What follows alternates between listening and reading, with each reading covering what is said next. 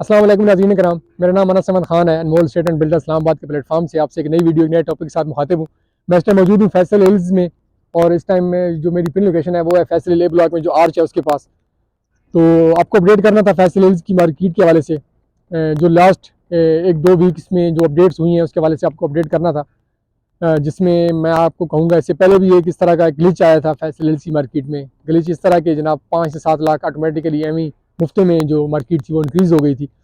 तो अभी जो 3 से 4 लाख का जो थोड़ा सा एक आया है, इंक्रीज़ आया है फैसल हिल की मार्केट में, तो उसके वाले से कुछ रीजंस आपके साथ डिस्कस करने हैं। वो मैं ग्लिच नहीं कह सकता, वो कुछ पॉइंट्स हैं, ठीक है। तो वो आप जब सुनेंगे, एंड तक वीडियो देखेंगे तो इंशाल्लाह आपको आई होप समझ आ जाएंगे। तो मेरे यूट्यूब चैनल के साथ कनेक्टेड रहा करें। इसको जो न्यू व्यूअर्स हैं वो उसको सब्सक्राइब भी कर लें, साथ बेल आइकन का वो भी प्रेस कर लें, ताकि आपको इस तरह की वीडियोज़ वक्तन फ़क्तन मिलती रहें। तो अभी जी सीन इस तरह है कि इलेक्शन करीब है, 24 जनवरी है, कुछ ऑलमोस्ट 10 से 15 दिन रह गए हैं।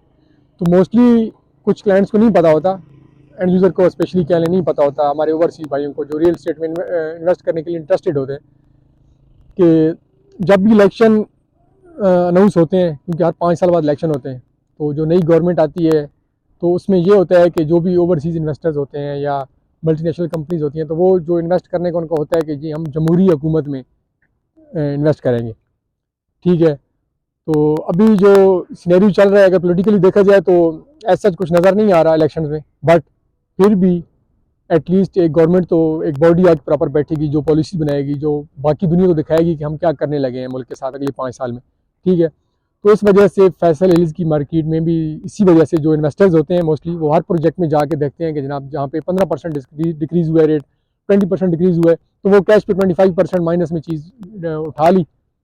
तो वो फिर 10 15 दिन 20 दिन महीना जो भी होता है वो होल्ड करते हैं। फिर उसके बाद इलेक्शन के बाद जैसे ही कैबिनेट बैठती है पहली, उसके बाद कुछ पॉलिसीज़ आती हैं ऑन ग्राउंड, तो जिसकी वजह से मार्केट में एक पॉजिटिविटी आती है।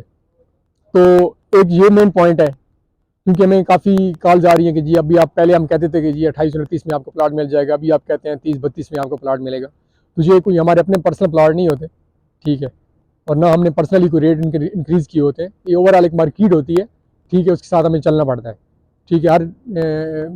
हमारी कोशिश होती है हर बंदे को एक्सप्लेन करना, बट मेरी कोशिश होती है कि यूट्यूब के थ्रू ही मेरे जो मोस्टली जो क्लाइंट्स होते हैं जो मेरे साथ कनेक्टेड हैं, तो उन तक ये बात पहुंचाई जाए कि जो इस टाइम फैसल हिल में स्पेशली जो मार्केट इस टाइम, क्योंकि आपको पता है जहाँ पे लोगों ने आज से 1.5 2 साल पहले 50 55 लाख की परचेजिंग की थी, वो अभी चीज़ें चल रही हैं 30 से 35 लाख तक, ठीक है। तो बीच में गैप तो 15 से 20 लाख का हुआ, ठीक है, तो ऑब्वियसली उसको कवर होना है, ठीक है। और या तो ऐसी चीज़ हो कि ये फाइल्स हो ऑन ग्राउंड, आपको पता है सारा कुछ, मैं आपको कितनी दफ़ा वीडियोस दिखा चुका हूँ फैसिलिटी की, ऑन ग्राउंड सब कुछ मौजूद है, डेवलपमेंट हुई पड़ी है, अंडरग्राउंड इलेक्ट्रिसिटी है। तो ये सारा जो मेन फैक्टर्स हैं किसी भी अच्छे हाउसिंग प्रोजेक्ट के, तो अभी रेट ऑब्वियसली इंक्रीज़ होंगे इलेक्शन के बाद, ठीक है।